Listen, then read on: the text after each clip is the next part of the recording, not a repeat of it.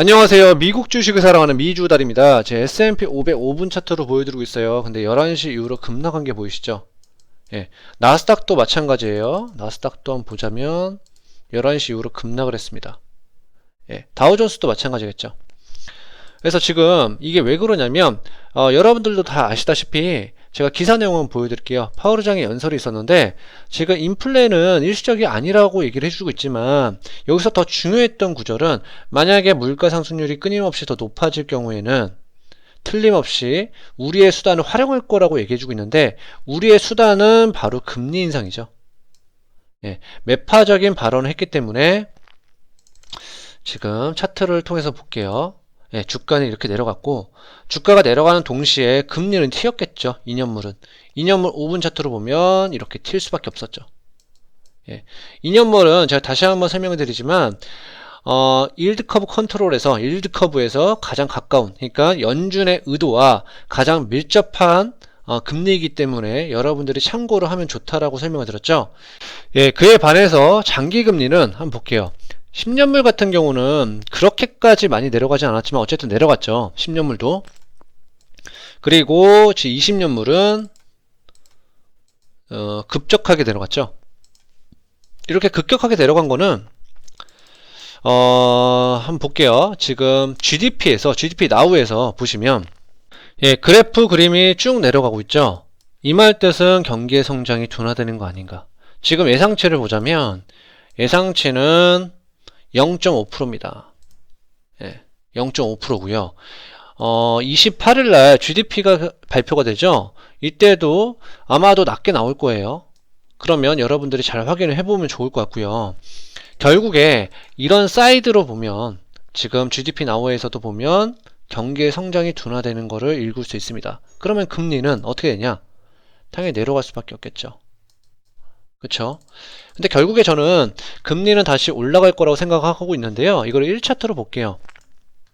또 여러분들한테 설명을 드릴 거는 이 지금 피보나치 대돌림선을 그으면 제가 좋다라고 했죠. 차트는 뭐 믿을 게 못 된다 뭐 그렇게 생각하실 수도 있지만 이렇게 피보나치 대돌림선을 어느 정도 이용하면 이런 금리 같은 경우는 거의 맞습니다. 지금 보면 여기에서 지지를 받죠. 예. 그래서 이런 식으로 여러분들이 참고를 하면 좋을 것 같아요. 그리고 기준금리는 지금 올라갈 거라고 생각을 하고 있기 때문에 강달러가 돼야겠죠. 지금 환율도 볼게요. 환율을 보면 환율은 지금 쭉 올라가는 추세죠. 지금 보면 여기서는 최근 추세는 내려가고 있지만 저는 결국에는 강달러가 되지 않을까 저는 개인적으로 생각을 하고 있고요. 이렇게 강달러가 되면 당연히 금 가격은 지금 내려가겠죠. 지금 5분 차트로 보면 확실하게 읽을 수 있죠. 지금 금 가격이 쭉 올라갔다가 이렇게 내려가는 게 보이시죠? 예. 여러분들 이런 거를 확인을 하면 좋을 것 같아서 다시 한번 설명을 드렸고요.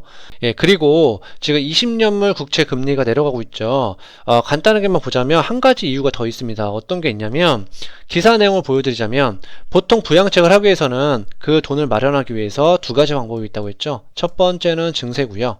두 번째는 국채 발행입니다. 근데 여기서 국채 발행을 못하면 어떻게 되냐면 국채 가격은 올라가겠죠. 국채 가격이 올라가면서 금리는 내려가겠죠. 근데 국채 발행을 한다. 국채 발행을 하게 되면 국채 가격은 당연히 내려가겠죠. 그러면 금리는 튈 수밖에 없겠죠. 예. 그래서 이런 원리 때문에 국채 발행을 못하고 있기 때문에 그리고 또한 이 지금 부양책도 축소되고 있잖아요. 아마도 이 3.5조 달러의 지금 부양책은 아마 통과되지 못할 겁니다. 그러면 축소가 될 가능성이 큰데 그만큼 국채 발행량도 줄어들 수밖에 없겠죠. 그래서 이제 그런 이유도 있다라는 거를 여러분들한테 알려드리기 위해서 기사 내용을 보여드렸고요. 다시 차트로 돌아갈게요. 예, 그리고 이날 가장 중요한 이슈가 있었죠. 기사 내용 간단하게만 볼게요. 지금 야속한 애플이죠. 그러니까 애플의 앱스토어 정책 변화 때문에 광고 수익이 줄어드는 거 아닌가 싶으면서 소셜 미디어주가 급락을 했습니다. 간단하게만 보자면 일단 스냅을 볼게요.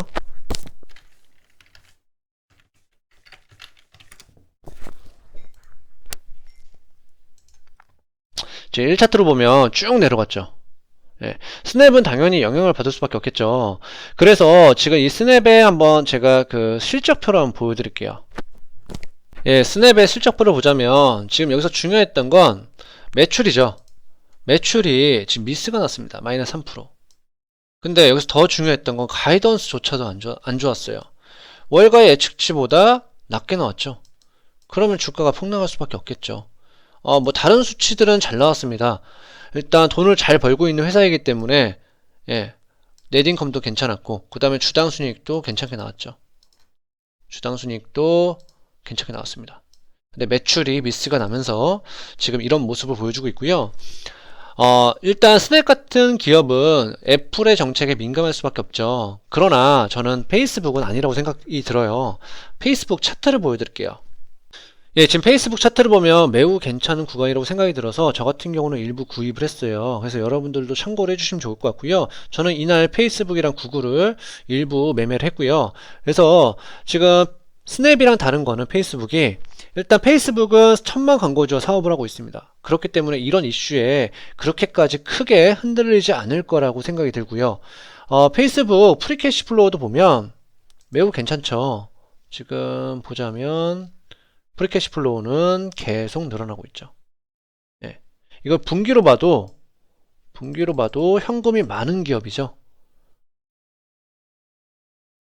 지금 보시다시피 분기로 봐도 현금은 계속 늘어나고 있죠. 그래서 저는 매우 좋은 기업이라고 생각이 들고요.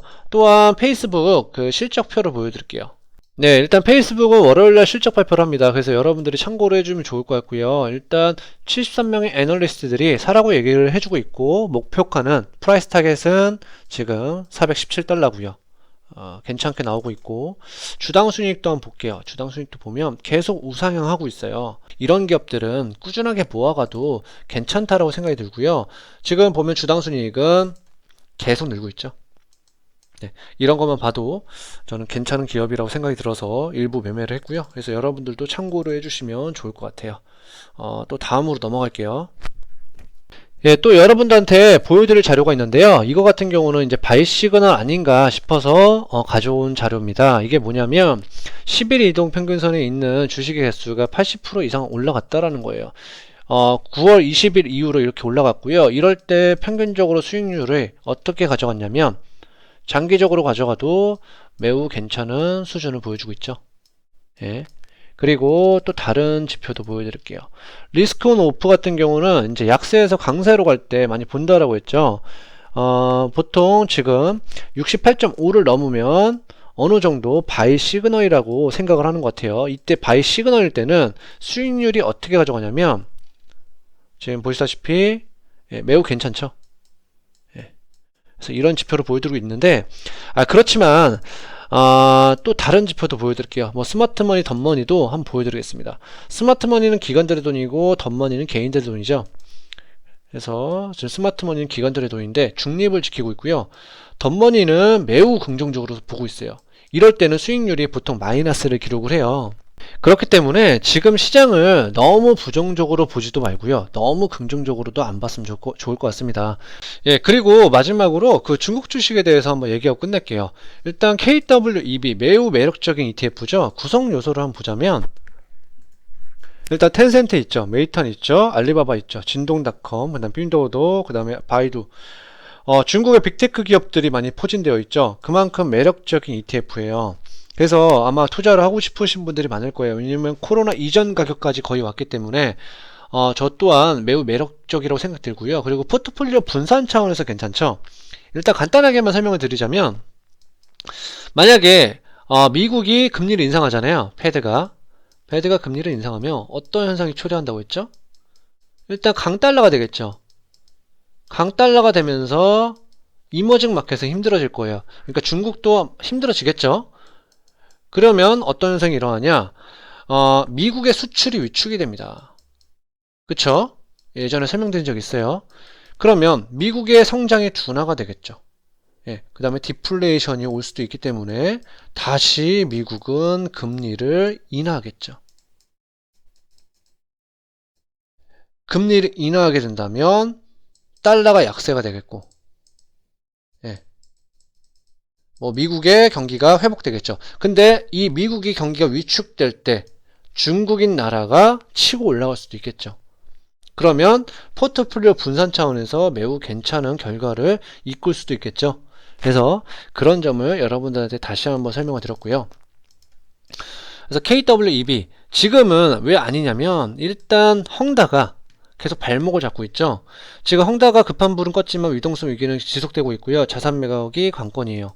예, 지금 이런 기사만 봐도 지금 중국 정부는 손을 놓고 있습니다. 그렇기 때문에 여러분들이 중국 정부가 개입을 하는지 안 하는지 그 여부가 가장 중요할 거라고 생각이 듭니다. 그리고 다음 기사 내용도 한번 보여드릴게요. 예, 지금 블룸버그 기사를 보면 그 중국 경제가 인식하는 것보다 더 큰 침체가 올 수도 있다라는 거죠. 그거는 제가 몇 번이나 강조를 드렸죠. 그렇기 때문에 아마도 미중 연내에 첫 화상 정상회담이 있는데 여기서 어느 정도 결과를 얻는다면 저는 그때 투자해도 늦지 않다라고 생각이 들어요. 지금 불확실성이 많은데 지금 투자를 한다? 저는 아니라고 생각이 듭니다. 개인적으로. 제가 틀릴 수도 있지만 저만의 개인적인 생각이니까 참고만 해주세요. 예, 제 중국 주식에 대한 생각은 여기까지 마무리를 할 거고요. 다음 주에 좀 중요한 지표들이 많이 나오죠. 일단 PC 물가지수가 나옵니다. 아마도 높게 나올 가능성이 크겠죠. 파월 연준 의장의 연설처럼 인플레이션이 일시적이 아닐 가능성이 크기 때문에 아마도 높게 나올 겁니다. 그리고 다음 주에 일단 빅테크 기업들이 나오죠. 어닝이 발표가 되는데 페이스북이 있고 25일은 그 다음에 26일은 마이크로소프트가 있죠. 그 다음에 27일은 뭐 보잉이 있고 그 다음에 28일은 애플, 아마존, 스타벅스가 있죠. 그래서 다음 주도 쉽지 않은 장이 예상이 되는데요. 그러면 오늘 제가 준비한 영상은 여기까지고요. 오늘 제 영상이 좋았다면 구독과 좋아요 꼭 부탁드리겠습니다. 그럼 다음에 만나요. 안녕.